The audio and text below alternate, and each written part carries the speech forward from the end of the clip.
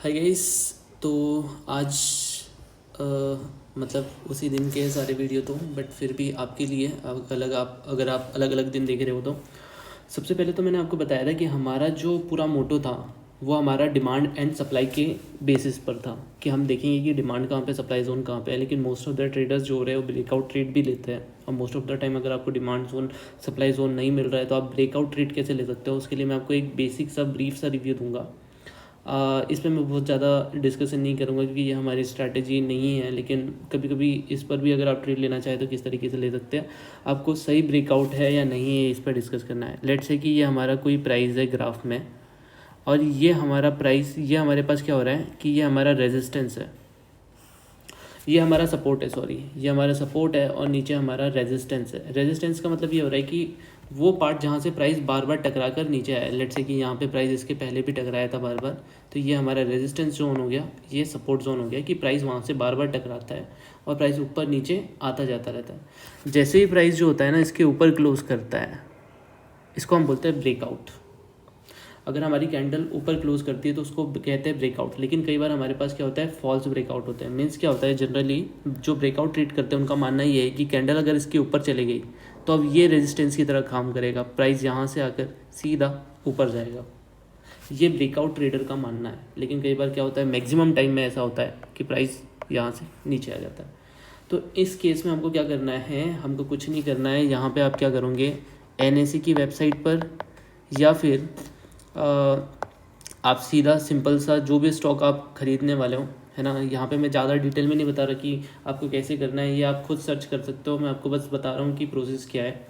Let's say कि ये 4 Feb का था, 4 फेब को ब्रेकआउट हुआ, 4 फरवरी को ब्रेकआउट हुआ।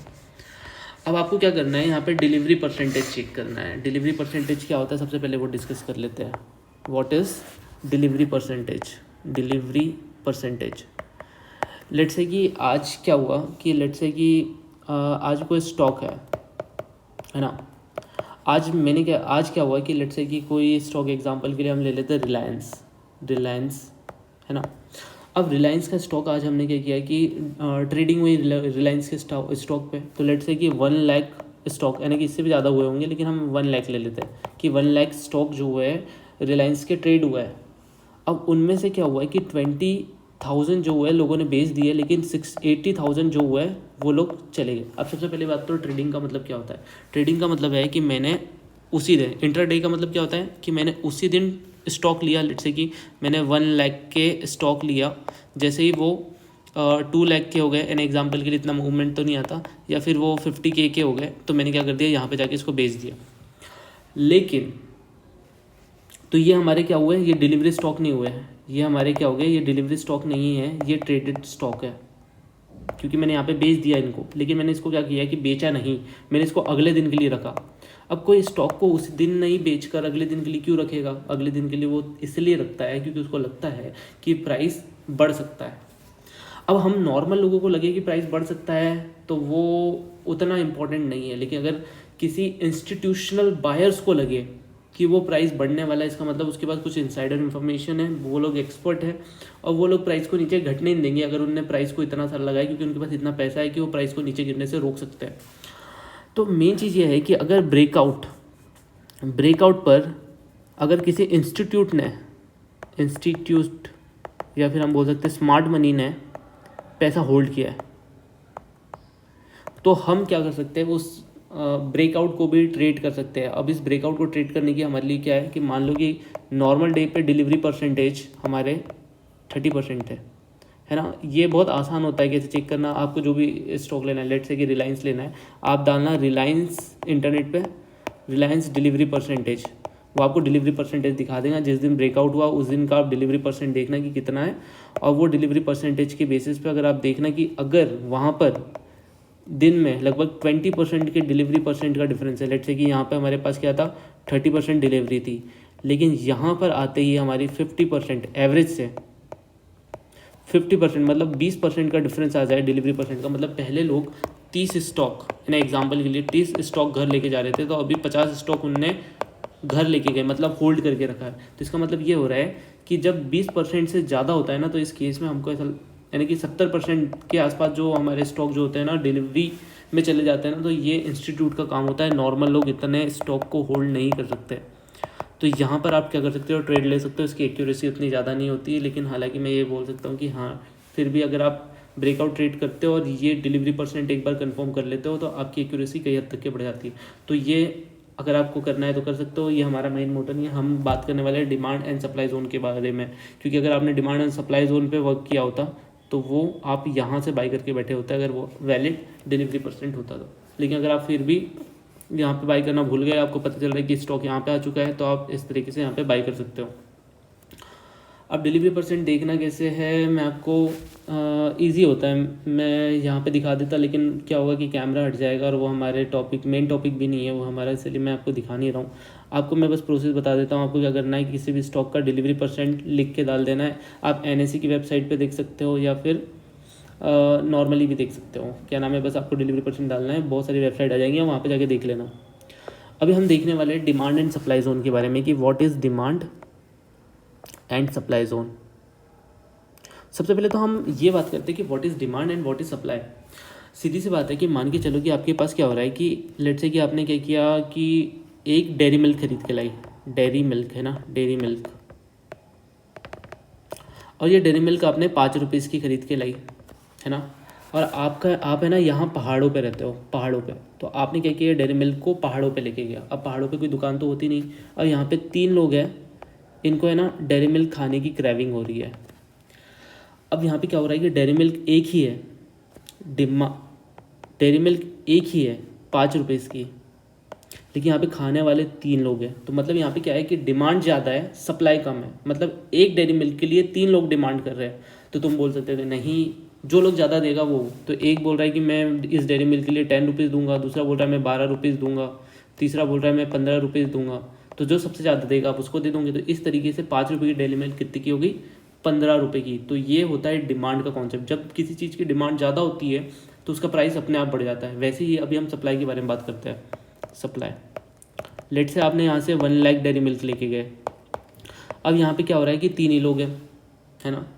अब ये लोग क्या हो रहा है कि आपकी ना डेयरी मिल्क एक्सपायर होने वाली है, लेकिन वो बिक नहीं रही है। अब यहाँ पे हमारे पास क्या हो रहा है कि डिमांड, यानी कि सप्लाई बहुत ज़्यादा है, डिमांड बहुत कम है। तो आप क्या बोल रहे हो कि यार डेयरी मिल्क ख़राब हो जाएंगी, उससे अच्छा तो आप क्या कर लो कि 2-2 रुपीज़ में मेरी डेयरी मिल्क ले लो, एटलीस्ट मेरा कुछ तो प्रॉफिट रिकवर हो जाए।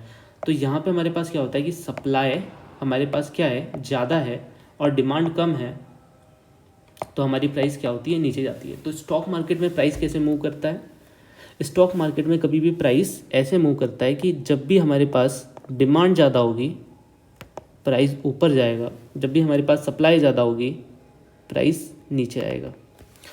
अब इसी चीज़ को देखते हुए हमको क्या करना है कि इंस्टीट्यूशनल बाइंग को देखना है। सबसे पहली बात तो ऐसा है कि हमको सबसे पहले ये समझना पड़ेगा कि नॉर्मल बाइंग में क्या होगा, कि नॉर्मल बाइंग में ऐसा होता है कि जैसे आप और मैं बाई करेंगे तो हम कितने के ऑर्डर बाई करेंगे, 1 लाख, 1 करोड़, है ना, एक बार में। तो हमारी जो कैंडल्स बनेंगी ना, तो नॉर्मली हमारे पास कैंडल कैसे बनेंगी, ऐसी छोटी छोटी कैंडल्स बनती है। लेकिन जब इंस्टीट्यूट बाई करता है ना तो वो बल्क में बाई करता है। तो जब इंस्टीट्यूट बाई करता है ना तो हमारे पास कैंडल बहुत बड़ी बनती है।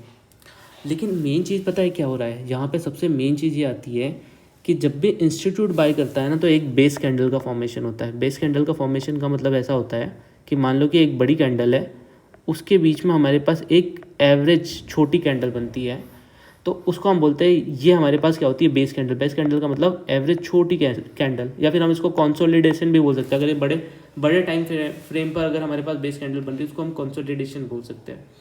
अब सबसे मेन चीज़ ऐसा है कि बेस कैंडल का फॉर्मेशन क्यों होता है, अभी हम बाद में बात करेंगे बेस कैंडल का फॉर्मेशन क्यों होता है,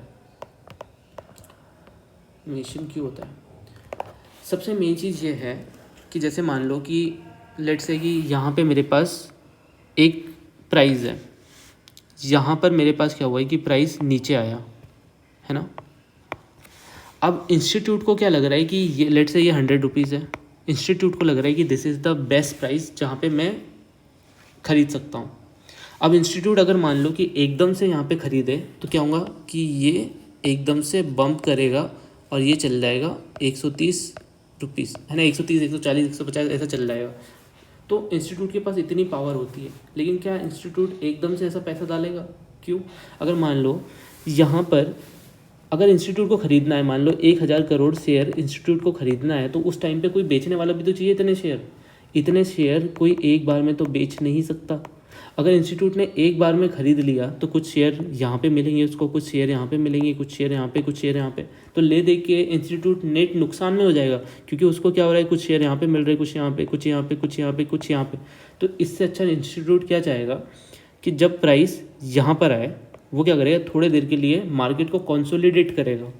मीन्स यहाँ पे प्राइस आया 100 रुपीज़ पर, इंस्टीट्यूट क्या करेगा, इंस्टीट्यूट प्राइस को यहाँ पर ख़रीदेगा, मार्केट को ऊपर जाने देगा, जैसे ही प्राइस नीचे आए फिर से ख़रीदेगा, मार्केट ऊपर जाएगा, क्योंकि यहाँ पर इंस्टीट्यूट जैसे नीचे आता है इंस्टीट्यूट खरीदता है, मार्केट ऊपर जाता है, नीचे आया खरीदा, नीचे आया खरीदा। तो ये जो होता है ना, इंस्टीट्यूट धीरे धीरे खरीदता है। धीरे धीरे क्यों खरीदता है, क्योंकि एकदम से प्राइस ऊपर ना चल जाए तो इंस्टीट्यूट को बहुत महंगा पड़ जाता है। तो इस तरीके से हमारे पास क्या होता है कि हमारे पास बेस कैंडल फॉर्म होती है। तो ये क्या हो रहा है, ये बहुत सारी कैंडल है। अब ये बहुत सारी कैंडल क्या हो रही है, लेट्स से कि 1-1 घंटे की कैंडल है। अब इनको हम बात करें ना, तो ये हमको क्या दिखेंगी, एक बेस कैंडल जैसे देखने को मिलेगी। अब जब इंस्टीट्यूट ने क्या कर लिया कि अपने लेट्स से कि यहाँ पे इसने 100 करोड़ के बाई कर लिए, यहाँ पे 100 करोड़ के, यहाँ पे 100 करोड़ के, ऐसे करते करते यहाँ पे आके उसके 1000 करोड़ का ऑर्डर जो हो गया वो कंप्लीट हो गया। अब इंस्टीट्यूट क्या करेगा, एकदम से पैसा डालेगा और मार्केट को जंप करा देगा। तो यहाँ पे हमारे पास क्या होती है, एकदम से जंप देखने को मिलती है। अब इंस्टीट्यूट चाहता तो इंस्टीट्यूट डायरेक्टली यहाँ पे भी जंप करा सकता था, लेकिन मैंने उसका लॉजिक आपको ऑलरेडी बताया कि वो एकदम से यहाँ पे जंप कराता ना, तो उसको कुछ शेयर इतने प्राइस पे मिलते, कुछ यहाँ पे मिलते, कुछ यहाँ पे, तो कुछ यहाँ पे। तो इंस्टीट्यूट की एक मजबूरी होती है कि वो एकदम से प्राइस को नहीं चढ़ा सकता, क्योंकि उन्होंने एकदम से प्राइस को चढ़ा दिया ना, तो वहाँ पर क्या होता है कि उनका एवरेज बिगड़ जाएगा। इसलिए इंस्टीट्यूट जो होता है ना, कंसोलिडेशन करते हैं। अब हमारे पास क्या होता है कि यहाँ पे बेस कैंडल का फॉर्मेशन होता है। तो जब हमारे पास बेस कैंडल का फॉर्मेशन होगा, तो ये यहाँ पे हमारे पास ये सस्ते में खरीदते ऊपर जाता है, सस्ते में खरीदते ऊपर जाता है, और फिर ऊपर की साइड में जाता है। तो यहाँ पे हमको ये समझ में आता है कि यहाँ पे हमारे पास इंस्टीट्यूट ने बाई किया हो सकता है, क्योंकि रियल में आइडेंटिफाई करना ये टफ हो जाता है। अब सबसे पहली बात तो हमारे पास हमने समझा कि बेस कैंडल कैसी होती है। बेस कैंडल का मतलब क्या होता है कि हमारे पास इंस्टीट्यूट के बाय करने के पैटर्न कैसे दिखते हैं, तो हमको पैटर्न आइडेंटिफाई करना पड़ेगा। मैं आपको अभी चार्ट पे भी बताऊंगा। सबसे पहले तो हमारे पास क्या होगा, अलग अलग पैटर्न होता है। सबसे पहले तो हमारे पास क्या होगा, रेड कैंडल हम ले लेते हैं, यहाँ पे रेड, और इधर हम ले लेते हैं ग्रीन कैंडल। तो हमारे पास क्या हुआ, ये हो गई हमारे पास प्राइस नीचे गिरा 100 रुपीज़। इंस्टीट्यूट ने क्या किया, यहाँ पर कंसोलिडेट किया, वेट ग्रीन कैंडल, इंस्टीट्यूट ने यहाँ पर कंसोलिडेट किया, मीन्स यहाँ पे हमारे पास बेस कैंडल बनी। बेस कैंडल का मतलब आपको समझ में आया, अभी मैं आपको बता रहा हूँ।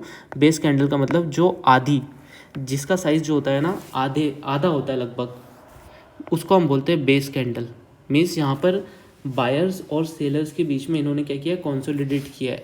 ये हम क्या कर रहे हैं, एक जैसे मान लो कि 1 घंटे पे ये प्राइस अप डाउन देखने को मिल रही है, तो हम इसको क्या कर रहे हैं, बड़े टाइम फ्रेम पे देख रहे हैं, तो वो हमको यहाँ पे देखने को मिल रही है। अगर ये 1 डे का है तो 15 मिनट में हमको कंसोलिडेशन देखने को मिली है, इसलिए वो 1 घंटे पे कैंडल ऐसी देखने को मिल रही है।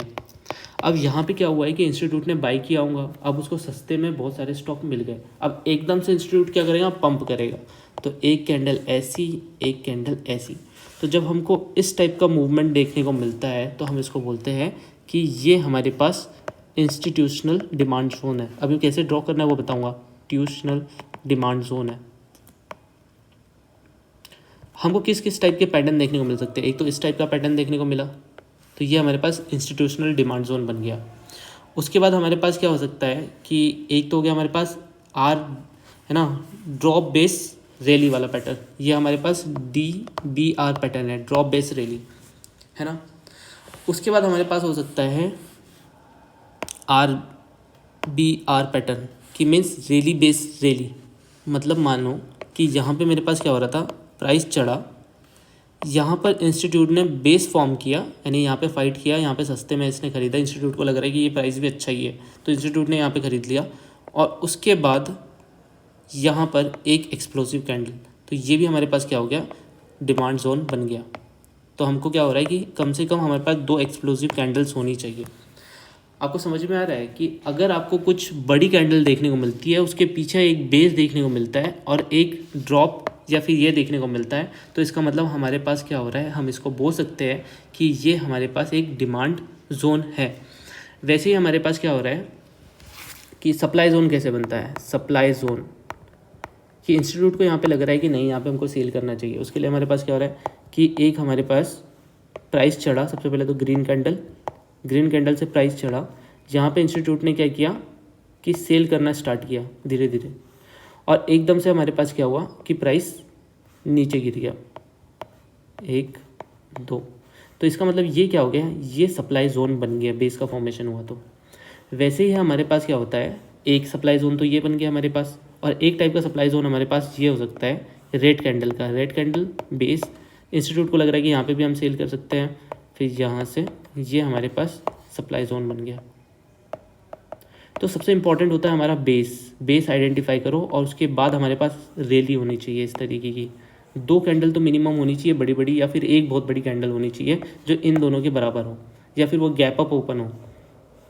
ये देखो यहाँ पर भी हमको कितनी बड़ी रैली देखने को मिल रही है, ये रैली देखने को मिल रही है। ये रैली जो होती है ना, सबसे पहली बात तो हमको क्या सोचना है कि जहाँ पे भी हमको है ना बहुत बड़ा मूवमेंट देखने को मिले ना, हमको ये सोचना है क्या ये रिटेलर मूवमेंट ला सकते हैं। फिर हम सोचेंगे नहीं। क्या रिटेलर मूवमेंट ये ला सकते हैं? नहीं। इतना बड़ा मूवमेंट तो कोई इंस्टीट्यूट ही ला सकता है। उसके बाद हमको यहाँ पे बेस देखना है, क्योंकि देखो बेस फॉर्मेशन इंस्टीट्यूट की मजबूरी है, क्योंकि उनको सस्ते में खरीदना है, ऊपर ले जाके नीचे लाना, ऊपर ले जाके नीचे लाना। तो अगर बेस फॉर्म हो रहा है तो इसका मतलब ये हमारे पास एक डिमांड जोन बन चुका है।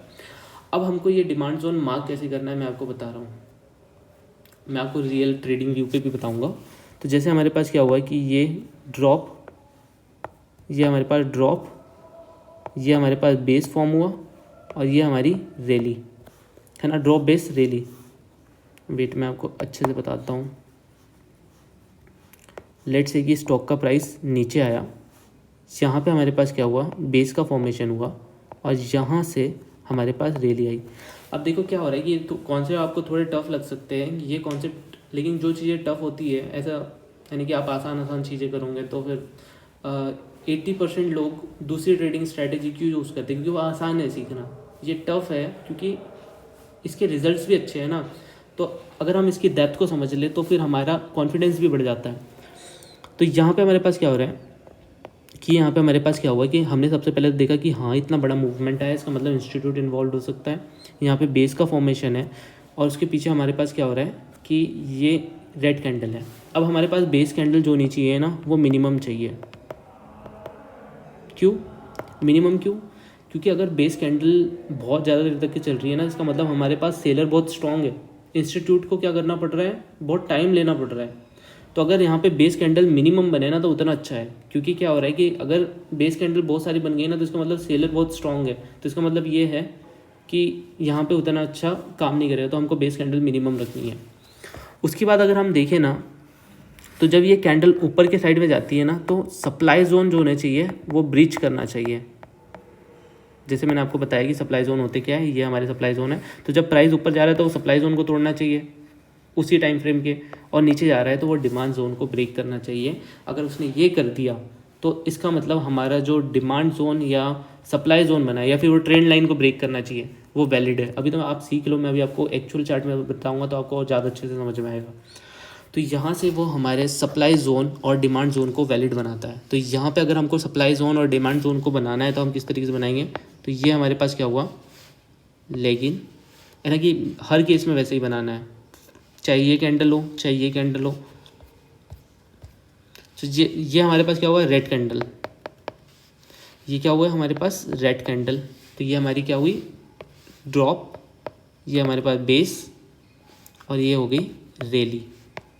तो यहाँ पे बेस का फॉर्मेशन हुआ। अब हमको डिमांड जोन बनाने कैसे है कि मतलब मैक्सिमम, सबसे पहली बात तो ऐसा है कि हमारे दिमाग में ये क्वेश्चन आना चाहिए कि जब ये प्राइस ऊपर से नीचे जाएगा तो ये प्राइस वापस बढ़ेगा क्यों वापस। क्योंकि देखो सबसे पहले तो यहाँ पे क्या होता है कि इंस्टीट्यूट जो होता है ना वो डायरेक्टली बाइंग जो होती है ना, वो लोग क्या करते हैं, ऑटोमेटिक ऑर्डर लगाते हैं। Institute most of the cases में इंस्टीट्यूट ऑटोमेटिक ऑर्डर लगाते हैं, क्योंकि वो कांस्टेंट स्क्रीन पे बैठे हैं, ये सब चीज़ें, यानी कि उन एक पैसे का भी इधर उधर नहीं होना चाहिए। तो वो डायरेक्टली क्या करते हैं, लेट्स से कि ये 100 रुपीज़ का है, तो वो ऑटोमेटिक कंप्यूटर में ऑर्डर डाल देते हैं कि यहाँ पे इनने 500 करोड़ का खरीद लिया है ना, इनके पास 1000 करोड़ के खरीदना है। तो जब भी प्राइस यहाँ पे आए तो 500 करोड़ के वापस बाय हो जाए।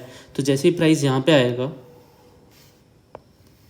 तो जैसे ही प्राइस यहाँ पे इंटर करेगा, ये 500 करोड़ के ऑर्डर जो उन्होंने लगाया है वो एकदम से हिट करेंगे और प्राइस ऊपर चला जाएगा। ऐसा हमेशा हो ऐसा ज़रूरी नहीं है, लेकिन मोस्ट ऑफ द केसेस में ऐसा होता है। तो जैसे ही प्राइस यहाँ पे आएगा, प्राइस ऊपर चले जाएगा। तो ये हमारे पेंडिंग ऑर्डर जो होते हैं ना, ये यहाँ पे पड़े होते हैं। तो हमको देखना है कि पेंडिंग ऑर्डर कहाँ पर है, तो वहाँ पे हमारा जोन होगा। तो यहाँ पे हम एंट्री कहाँ बनाएंगे, हम लोग एंट्री हम इस जोन के ऊपर बनाएंगे थोड़ा, और स्टॉप लॉस कहाँ होगा, यहाँ पर।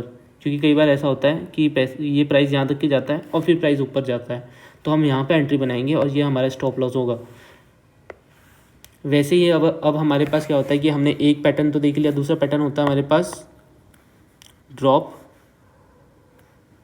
एक तो हमने ये देख लिया, वेट, एक हो गया हमारे पास ड्रॉप, ये ग्रीन कैंडल है ना, वेट ये मैंने थोड़ा गलत बना दिया। ये अब हमारे पास क्या हुआ कि ये भी हमारे पास एक बेस कैंडल बनी। तो इस केस में हमारे पास क्या होता है कि जैसे मेरे को जोन ड्रॉ करना है तो मैं यहाँ पे करूँगा, और ये जो नीचे का जो होता है ना, ये मैं इसको लूँगा, मिनिमम नीचे वाली कैंडल जो होंगी ना, ये हमारा जोन होगा। तो हमको क्या करना होता है कि यहाँ से लेकर यहाँ तक के हमको मार्क करना होता है। तो हम जोन कहाँ से मार्क करते हैं, ये हमारा बेस कैंडल का ऊपर हमने मार्क किया और सबसे नीचे मार्क किया। क्यों, सबसे ज़्यादा पेंडिंग ऑर्डर यहाँ पे होंगे। जैसे ही प्राइस यहाँ पे हिट करेगा ऊपर, वैसे ही हमारे पास क्या हो रहा है कि जैसे हमने यहाँ पे बेस कैंडल बनाया, तो ये हमारे पास क्या हुआ, ये हमारा सप्लाई जोन है। जैसे ही प्राइस यहाँ पे जाएगा, हिट करेगा, तो हमको क्या करना होता है, इस कैंडल टू कैंडल हमको जोन ड्रॉ करना होता है। तो आपको सप्लाई जोन और डिमांड जोन थोड़ा थोड़ा समझ में आया होगा, क्योंकि अभी मैंने कैंडल पे नहीं समझाया, तो अभी आपको लग रहा होगा कि ये कैसा जोन बन रहा है, क्या बन रहा है, आपको अच्छे से समझ में नहीं आया होगा। मैं अभी समझ सकता हूँ, लेकिन मैं अभी उसको और अच्छे से समझाता हूँ। अब आपको एंट्री और स्टॉप लॉस लेना कहाँ पे है, पहले मैं आपको बता दिया कि ये जोन के ठीक ऊपर आपको एंट्री लेनी है, उसके ठीक नीचे स्टॉप लॉस लेना है। सेम यहीं पे ये आपका क्या होगा, स्टॉप लॉस, ये आपकी एंट्री होंगी बाय और सेल ऑर्डर के केस में। अब आपको क्या करना होता है, मल्टी टाइम फ्रेम भी देखना होता है। उससे पहले मैं आपको ट्रेडिंग व्यू पे समझा देता हूँ कि आपको supply and demand zone mark कैसे करना है। तो ये हमारा trading view,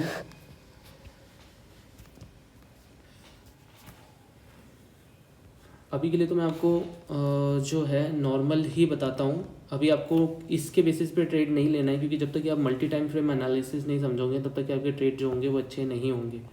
so let's say कि अभी मैंने क्या बताया था कि हमारे पास कुछ पैटर्न होंगे। तो ये हमारा मंथली डेली टाइम फ्रेम मैं ओपन कर लेता हूँ।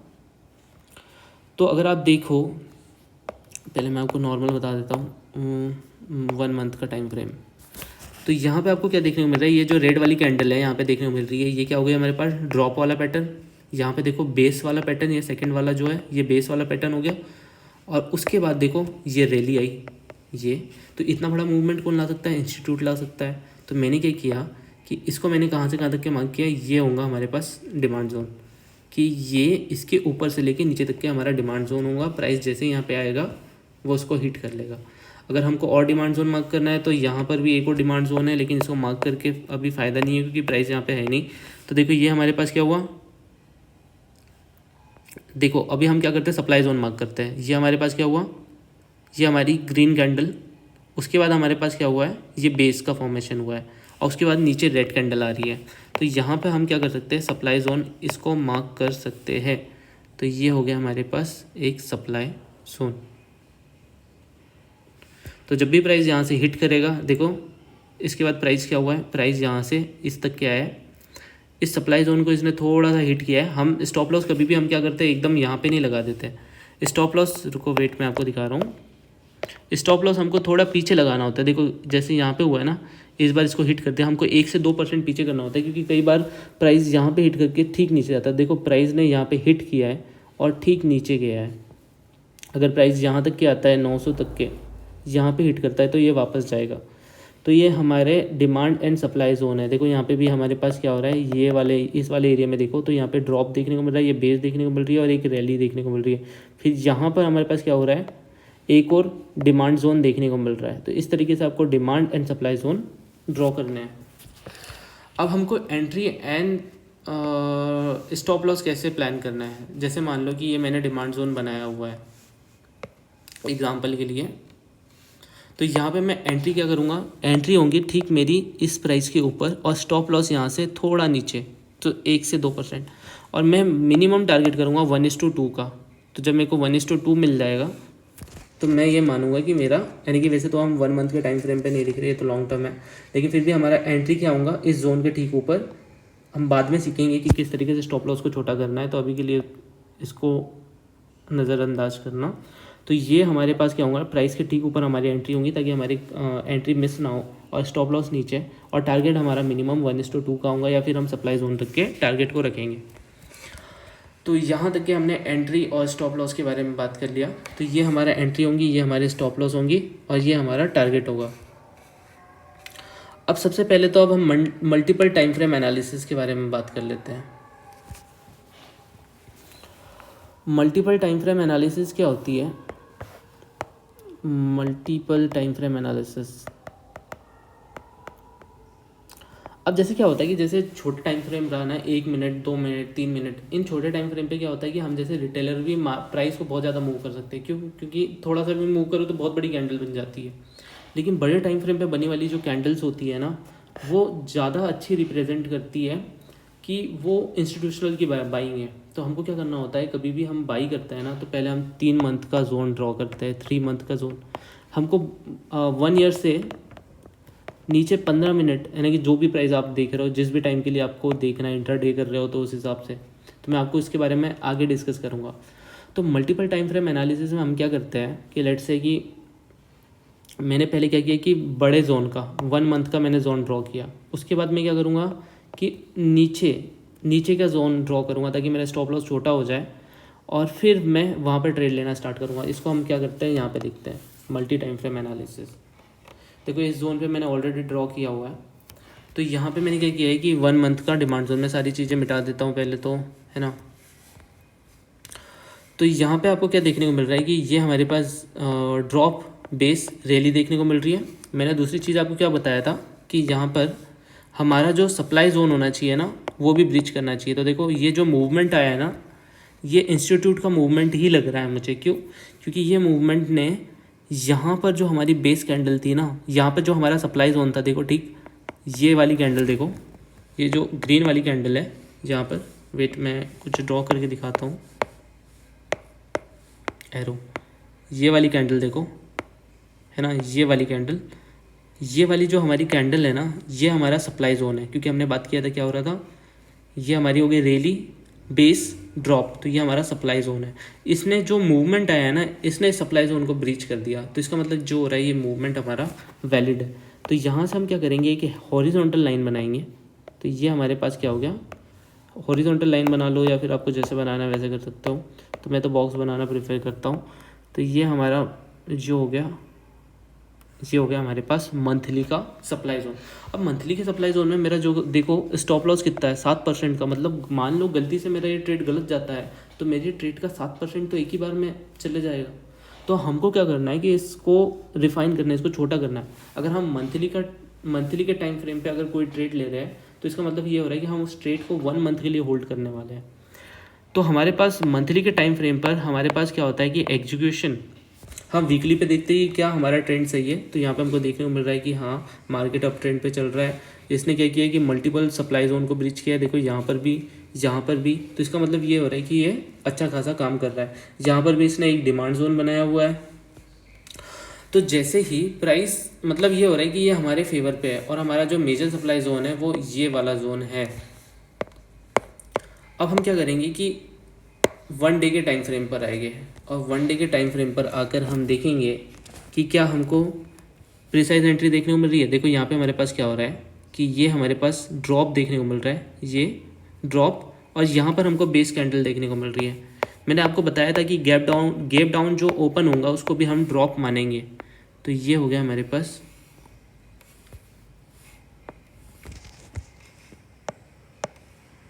Supply zone. तो अब हमने क्या किया कि देखो सबसे पहले तो हमारे पास डेली का सप्लाई जोन आ गया। डेली का डिमांड जोन आ गया, हमने ठीक एंट्री कहाँ किया, डेली के डिमांड जोन के ऊपर, और हमने क्या किया कि सपोर्ट लिया मंथली का डिमांड जोन का, कि डेली का डिमांड जोन उतना पावरफुल होता नहीं है, लेकिन मंथली का डिमांड जोन जो होता है बहुत ज़्यादा पावरफुल होता है। क्यों? क्योंकि मंथली के डिमांड जोन पे आप सोचो कि कितने ज़्यादा पेंडिंग ऑर्डर पड़े होंगे, मंथली में पूरे मंथ के पेंडिंग ऑर्डर पड़े होंगे, डेली में ओनली डे के पेंडिंग ऑर्डर पड़े होंगे। डे के कितने पेंडिंग ऑर्डर हो सकते हैं? 1000 करोड़ के, 2000 करोड़ के, लेकिन मंथली में 3-4 हज़ार करोड़ के होंगे ना। तो जैसे ही प्राइस मंथली पे जाएगा पंप करेगा, इसलिए हमने मंथली का सपोर्ट लिया हुआ है। तो इस तरीके हमको मल्टीपल टाइम फ्रेम को देखना होता है, और इस तरीके से जैसे ही प्राइस आता है वो ऊपर चला जाता है। तो इस तरीके से हमको मल्टीपल टाइम फ्रेम एनालिसिस करनी होती है। सो गाइस, अगर आपको कोई भी डाउट हो सकता है कि आपको एक बार में समझ में नहीं आया हो, तो आपको कोई भी डाउट हो तो आप मुझे टेलीग्राम या फिर बाकी प्लेटफॉर्म पे पूछ सकते हो। तो मैंने आपको बताया कि टॉप डाउन अप्रोच करना है हमको। टॉप डाउन अप्रोच, पहले हमको क्या करना है, ईयरली का जोन देखना है कि क्या आसपास ईयरली का जोन तो नहीं है। उसके बाद हमको देखना है 3 मंथ का जोन। जैसे ही हमको क्या करना है कि जैसे हम ट्रेड ले रहे हैं, तो जैसे मान लो आप इंट्राडे ट्रेड ले रहे हो, इंट्राडे, तो आपको क्या करना है, आपका जो सबसे बड़ा जोन होना चाहिए ना वो 1 डे का होना चाहिए। और फिर आप इसमें क्या करोगे, आपका इंटरमीडिएट जोन जो होना चाहिए वो 4 आवर्स का या फिर 1 आवर्स का टाइम फ्रेम होना चाहिए।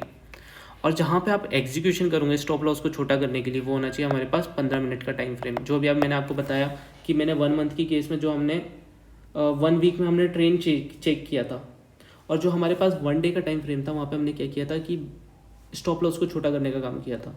वैसे ही आपको इंट्राडे ट्रेड ले रहे हो तो आपको वो बड़ा वाला जोन 1 डे से फॉर्म करना है, लेकिन आपको देख लेना है कि टॉप डाउन अप्रोच तो हर केस में करना है, क्योंकि अगर आपको मंथली या फिर 1 ईयरली का सपोर्ट मिल गया ना तो आपके ट्रेड के चलने के चांसेस और ज़्यादा बढ़ जाते हैं, क्योंकि जितना बड़ा टाइम फ्रेम उतने ज़्यादा पेंडिंग ऑर्डर्स। तो जैसे ही ये 1 डे के टाइम फ्रेम से अगर आपने इंटरडे ट्रेड लिया तो 1 डे का जोन होना चाहिए। अगर आप स्विंग ट्रेड ले रहे हो तो ये हमारे पास वीकली का जोन होना चाहिए। और जहाँ पे हमारे पास इंटरमीडिएट टाइम फ्रेम क्या होगा, दैट इज़ 1 डे।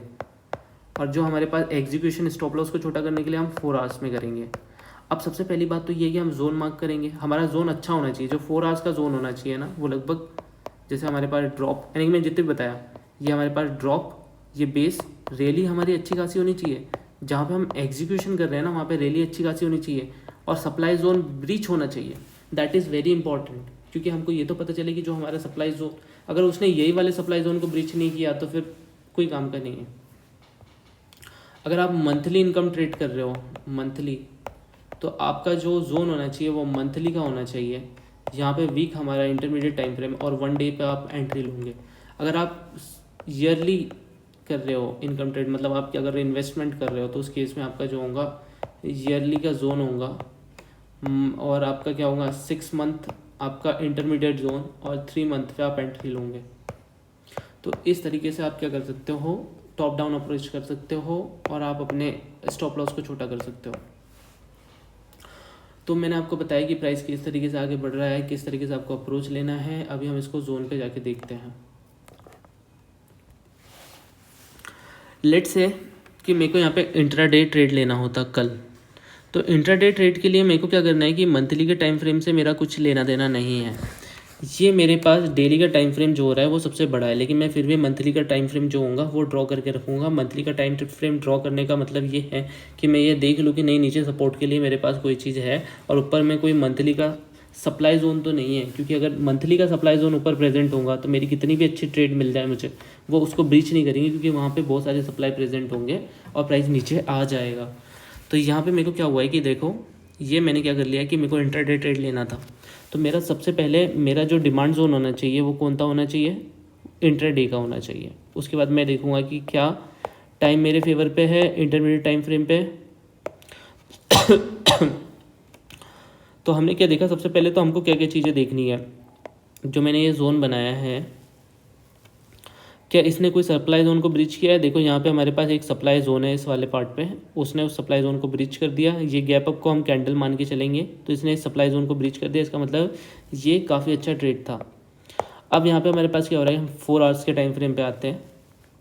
4 आवर्स के टाइम फ्रेम पे हमको क्या देखने को मिल रहा है कि यहाँ पर हमारा जो जोन है, यहाँ पे हमको देखने को मिल रहा है कि ट्रेंड जो हो रहा है वो अप ट्रेंड के आसपास है और कंसोलिडेट कर रहा है यहाँ पे, है ना। तो यहाँ पे हमको कंसोलिडेशन देखने को मिल रहा है।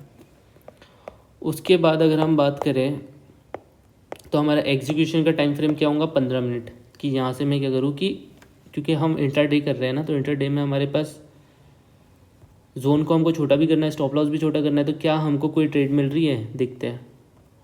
तो यहाँ पे हमारे पास leg in base leg out, तो ये हमारे पास क्या हो रहा है, इस वाले टाइम फ्रेम पे तो नहीं मिल रही, लेकिन 15 मिनट टाइम फ्रेम पे हमको यहाँ पर कुछ अच्छी कैंडल नहीं मिल रही है ना।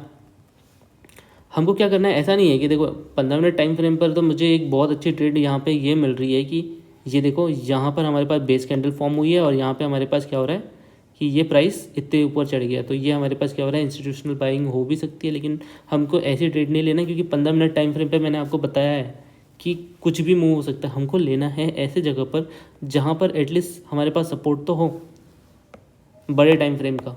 तो यहाँ पर देखो हमको बड़े टाइम फ्रेम का सपोर्ट मिल रहा है, लेकिन यहाँ पे हमारे पास क्या हो रहा है, कैंडल अच्छी नहीं बनी है। तो ये ट्रेड मैं इंट्राडे के लिए तो नहीं लेता, लेकिन आपके एग्जांपल के लिए लेट से कि ये हमारे पास बेस कैंडल है ये, और दूसरी बेस कैंडल हमने इसको मान लिया। अगर मान लो तो ये हमारे पास क्या होती है, हमारे पास एंट्री इसके ऊपर लेते हैं, स्टॉप लॉस इसके नीचे लेते हैं, तो हमारे पास क्या हो रहा है कि स्टॉप लॉस हमारा छोटा हो जाता। लेकिन हालांकि मैं इस पर ट्रेड नहीं लेता, क्यों, क्योंकि यहाँ पे हमारे पास बहुत अच्छी एंट्री नहीं है। हमारे पास क्या हो रहा है, बेस कैंडल बहुत सारी बनी हुई है, तो यहाँ पे बहुत सारी मतलब स्टॉप लॉस हमारा कहीं यहाँ पे आ रहा है, तो ये हम यहाँ पे लॉन्ग पोजीशन लेते हैं और ये हमारा स्टॉप लॉस, और ये यहाँ तक कि हमारे पास ये होती है। लेकिन हमको क्या करना है, मैंने आपको जैसे बताया कि हमारे पास कैंडल एक्सप्लोजिव होनी चाहिए। अगर हम टॉप डाउन अप्रोच पे आ रहे हैं, आपको बहुत सारे चार्ट्स देखने पड़ेंगे, आपको कहीं ना कहीं इतने सारे चार्ट में से कहीं ना कहीं तो मिलेगा जहाँ पर आपकी स्ट्रैटेजी काम कर रही होंगी। तो हमको क्वालिटी के ट्रेड लेने हैं, हमको नंबर ऑफ ट्रेड्स नहीं बढ़ाने हैं। तो हमने क्या कर लिया, मल्टीपल टाइम फ्रेम एनालिसिस के बारे में देख लिया। वेट, तो आज हमने बात कर ली कि क्या क्या चीज़ें पर किस किस टॉपिक की बात की। ब्रेकआउट रेट्स में मैंने आपको बताया था कि आप डिलीवरी परसेंटेज चेक करके ये देख सकते हो कि एक्चुअल में जो ब्रेकआउट हुआ है वो सही है या नहीं है। फिर हमने डिमांड एंड सप्लाई जोन के बारे में बात किया था। डिमांड जोन क्या होता है, जहाँ पे स्मार्ट मनी जो होता है मूवमेंट करती है। इतना बड़ा मूवमेंट कौन ला सकता है, स्मार्ट मनी ला सकती है, हम लोग नहीं ला सकते। लेकिन उसके पहले स्मार्ट मनी क्या करती है, बेस का फॉर्मेशन करती है ताकि उनको सस्ते में ट्रेड्स मिल सके। और उसके पहले हमारे पास क्या होता है, ड्रॉप बेस रैली, या फिर यहाँ से इस तरीके का मूवमेंट हमको देखने को मिल सकता है, या फिर ये वाला मूवमेंट देखने को मिल सकता है, या फिर सप्लाई जोन में भी सेम मूवमेंट देखने को मिल सकता है। हमने पढ़ा। तो यहाँ पे हमको जोन कहाँ से मार्क करना पड़ता है, इसका जो ऊपर वाला मार्क और ये नीचे वाला। तो यहाँ पे हमारे पास क्या होता है, मैक्सिमम पेंडिंग ऑर्डर्स पड़े होते हैं, तो प्राइस जब भी यहाँ पे जाता है तो ऊपर चले जाता है। अब यहाँ पे हमको क्या करना होता है, एंट्री हमारे पास ठीक इसके ऊपर होती है, स्टॉप लॉस ठीक इसके नीचे होता है, तो इस तरीके से करना होता है। फिर हमने क्या किया कि that is entry stop loss के बारे में हमने बात कर लिया।